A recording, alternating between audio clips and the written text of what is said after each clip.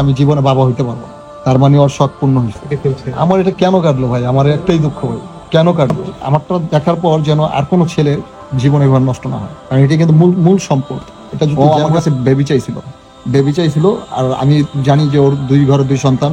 আমার পানের বন্ধু জুনিয়র সাকিব আজকে মৃত্যুর সাথে পাঞ্জা লড়ছে। এই যে শিখা, জঘন্য একটা মহিলা। আসসালামু আলাইকুম। মূত্রনালী বন্ধ হয়ে যে কোনো সময় মারা যেতে পারি, এমনটাই বলছেন জুনিয়র সাকিব নিজেই। তো চলুন দর্শক, আমরা কথা না বাড়িয়ে জুনিয়র সাকিবের মুখ থেকে সেই কথাগুলো শুনে আসি। আমি জীবনে বাবা হইতে পারবো না, তার মানে ওর শখ পূর্ণ হয়েছে। আমার এটা কেন কাটলো ভাই? আমার একটাই দুঃখ ভাই, কেন কাটলো? আমারটা দেখার পর যেন আর কোনো ছেলের জীবনে এবার নষ্ট না হয়, কারণ এটা কিন্তু মূল সম্পদ। এটা যদি আমার কাছে বেবি চাইছিল, আর আমি জানি যে ওর 2 ঘরে 2 সন্তান, আর হাজবেন্ড তো একাধিক ওর আছে অনেকগুলো। তারা সবাই বাসায় আসে ভাই। আপনি বিয়ে করছেন, আপনার ওয়াইফের বাসায় যদি পরপুরুষ আসে, তখন আপনি কেমন করবেন? তখন একটু ঝগড়া হয়, আমি চলে যেতে চাই, ওই কয় তুই আমার বাচ্চা দিবি না, তোর বাচ্চা জীবন হইব না, আমি দেখায় ছাড়ো। আমি মনে দুষ্টামি করে, আর কারো কাছে বিচার দিলে তো আবার ঘুরায় ফেলে কথা। হঠাৎ করে আমাকে মনে করেন বলতেছি কি তোমার জন্য ড্রিঙ্কস আছে। কি ড্রিঙ্কস? 75 টাকা করে যে ওই যে আছে বেকারিতে বিক্রি করে, মানে বিয়ারের হালকা ফ্লেভার, ওইটা বেবার্স নাকি? হ্যাঁ, রাইট বেবার্স। ওইটাই, ওই যে স্প্রে ক্যানের মতো আর কি। ওইটার সাথে লাল কি যেন একটা স্টিক নাকি যেন এটা মিলাইছে, ওটা নতুন ফ্লেভার।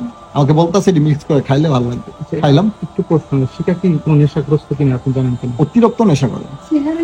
আমার সামনে তো ট্যাবলেট বহুত খাইছে, অ্যান্ড আমি আমার আড়ালে, আমি তো বাসায় থাকি সর্বক্ষণ, আর ও থাকে বাইরে থেকে কি করে এটা আমি জানি না। বাইরে থেকে ও কি করে, এন্ড ওর ছেলেকে দিয়ে চুরি করে এটা আমি জানি। ছেলেকে দিয়ে, আর হচ্ছে ওই যে দ্বিতীয় হাজবেন্ডে দেয় কন্টিনিউ রেগুলার। আপনারা যদি চান ওর ফোনটা যদি ট্র্যাক করবেন না আমি জানি, কিন্তু যদি করেন তাহলে ওর দ্বিতীয় হাজবেন্ডের সাথে প্রতিদিন 4-5 বার 10 বার করে কথা হয়, এটা পাবেন কল লিস্টে। আচ্ছা, তারপর যে ড্রিঙ্কস এর সাথে মিলালো, তারপর মিলানোর পরে আমাকে খাওয়াইছে। ও একটু জিবলা চেকা কয় ভালো লাগে না, তুমি খাও। আমি টাকার মাল যেহেতু আমি ঝালাই দিব, আচ্ছা খেয়ে ফেলি। খাওয়ার পরে মানে আমি টাকার মাল মনে করে খাইছি। হ্যাঁ, মানে এটা অপচয় করা তো আর ভালো না, এটা তো আর মদ না, এটা নর্মাল জিনিস। 75 টাকা পরে ওটা খাওয়ার পরে আমি 4-5 মিনিট পরে আর কিচ্ছু জানি। একবারে ঘুম ভাঙার পরে দেখি কেউ নাই ঘরে। ঘুম ভাঙার পরে কেউ নাই, শুধু আমি আছি আর আমার রক্ত আছে। রক্ত দিয়ে বিছানা ভরা। এলাকায় যে আর্তনাদ করছি অনেক, যে আমাকে একটু বাঁচান, আমাকে একটু বাঁচান। তারা কিন্তু ইন্টারভিউ দিছে। আমি গইরা পইরা যাই, শক্তি পেতাছি না, এমনি এমনি পইরা যাই। এখন যেরকম শক্তি পাই না, ওই সেম ছিলাম। তারপর হচ্ছে আমার ওই যে নারায়ণগঞ্জের কিছু মিডিয়া কর্মী আসলো, আসার পর হসপিটালে বসে ভিডিও করে ওনারা চার্জে উদাম গাইছিলাম। ওইটাই মনে করতেছে যে আমি মনে হয় এই হাসপাতাল থেকে রিলিজ হয়েছি, কিন্তু না, ওইটা হচ্ছে নারায়ণগঞ্জের বন্দরের একটা ছোট একটা হসপিটাল আর কি। ওইখান থেকে তারা ঢাকা মেডিকেলে পাঠানো হয়েছে। পুলিশে এসে আমাকে দিয়ে গেছে এখানে। এখন সার্বিক কি পরিস্থিতি আপনার? এখানে আমি ট্রিটমেন্ট ভালো পাইছি, বাট 3 মাস পরে বলতে পারবো ভাইয়া কি হয়। কিন্তু 100% শিওর, আমার মাও ইন্টারভিউতে বলছে, আমি শুনছি, কিন্তু আমাকে কেউ বলেনি আমি জীবনে বাবা হইতে পারবো, তার মানে ওর শখ পূর্ণ হয়েছে। এটার জন্য ও মানে আমার জীবনটা যে নষ্ট করছে, আমার জীবনটা যে নষ্ট করছে, এটার একটা সুস্থ একটা কঠিন একটা বিচার চাই। আমারটা দেখার পর যেন আর কোনো ছেলের জীবন এবার নষ্ট না হয়, কারণ এটা কিন্তু মূল সম্পদ। এটা যদি জ্যাম হয়ে থাকে, পেট ফিল আমার সময় প্রস্রাব করতে পারবে না। আচ্ছা সাকিব ভাই, মিডিয়ার বরপথে কিন্তু আমরা দেখতে পাচ্ছি যে এরকম ঘটনা কিন্তু অহরহ হচ্ছে আমাদের দেশে। যে আমার এটা কেন কাটলো ভাই? আমার একটাই দুঃখ ভাই, কেন কাটলো? আর আমাকে 5 লাখ টাকা কাবিন করে, 2 বার কাবিন করে, আমাকে একাধিকবার আমাকে এরকম ভাবে মনে করেন হ্যারাসমেন্ট করছে। হ্যারাসমেন্ট করে তারপর কাবিন করছে। বেকার ছেলের কি 5 লক্ষ টাকা কাবিন হয়? দুইটা বাচ্চা শোকে বিয়ে করবে, এটা কি সম্ভব? আচ্ছা, শেষ করে দাও। আমরা জানি সোশ্যাল মিডিয়া আপনি বেশ জনপ্রিয়, দুনিয়া সাকিব হিসাবে বেশ জনপ্রিয়। আপনার সেই এখন ভাই আর অবৈধ টাকার অনেক জোর, আমার অবৈধ টাকা অনেক জোর নেই। আপনারা নাকি নিউজ করলে নাকি অবৈধ কেউ করলে সেগুলো নাকি ধরা পড়ে। আমি দেখবো যে আপনাদের মাধ্যমে আর অবৈধ কার্যকলাপ গুলা ধরা পড়ে কি, এটা আমার দাবি। ধরেন আমি মরে গেছি, ঠিক আছে, তো সাকিব ভাই চাচ্ছেন যে তার কঠিন একটা বিচার করুন। জি, আর ওনার অবৈধ যে কর্মকাণ্ড গুলা, এগুলা যেন আপনাদের ক্যামেরায় ধরা পড়ে। এত টাকাগুলা কোথায় পায় সে? 2টা বাড়ি, 50 লাখ টাকার এখন বাড়ি আছে, বাড়ি 40 লাখ 45 লাখ, আর জমি আছে 10 লাখ টাকা। আরবার ওর স্বামীর একটা বাড়ি করে আছে মাওয়াস ইসে, ওটা কান্দি জসিলদা গ্রাম, গেলেই দেখতে পাবেন। ওই এলাকার মানুষ জিজ্ঞেস করলে বলবে যে ওরা গোষ্ঠী সুদ্ধা চোর, চুরি করে রেডি করছে। ঠিক আছে, অনেক লোকজন আছে।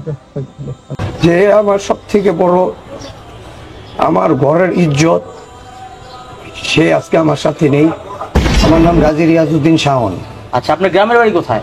আমার গ্রামের বাড়ি হচ্ছে মুন্সিগঞ্জ জেলা লৌহজং থানা, বর্তমান পদ্মা সেতু উত্তর থানা, যশোলদিয়া গ্রাম, মেদিনীমন্ডল ইউনিয়ন। আচ্ছা, আমরা গত কয়েকদিন আগে দেখতে পাচ্ছি যে সোশ্যাল মিডিয়ায় ব্যাপক পরিমাণ ভাইরাল আপনার ওয়াইফ, জি। যাকে আসলে অনেকে ভাইরাল আপু বলেও ডাকে।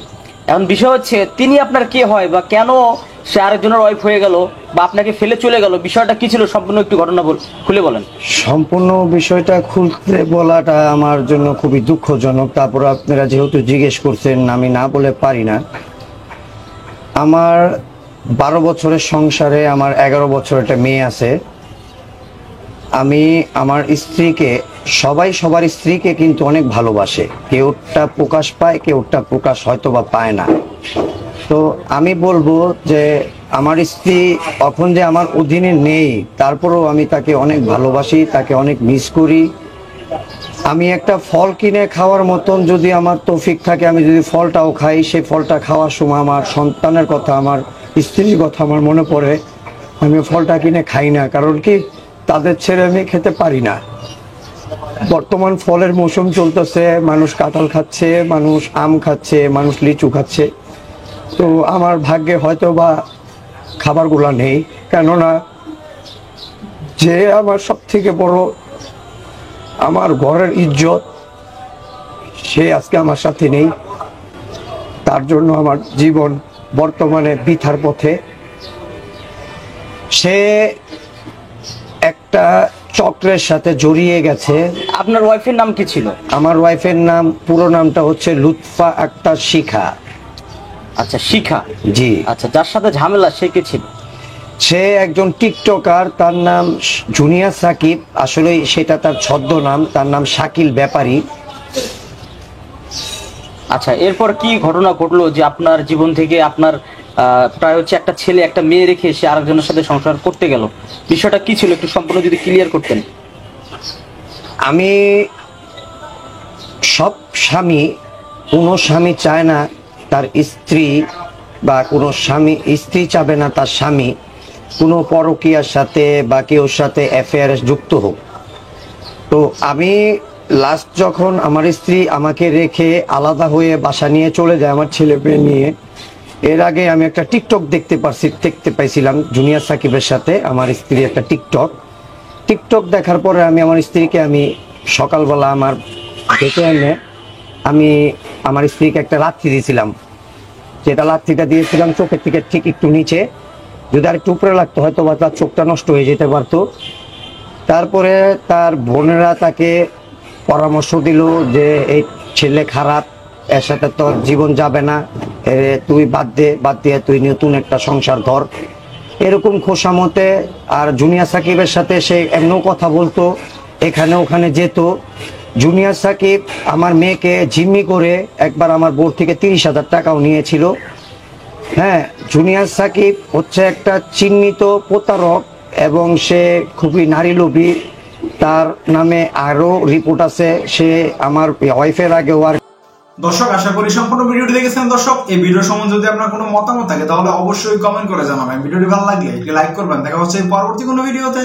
সেই পর্যন্ত সবাই ভালো থাকবেন, সুস্থ থাকবেন। আল্লাহ হাফেজ।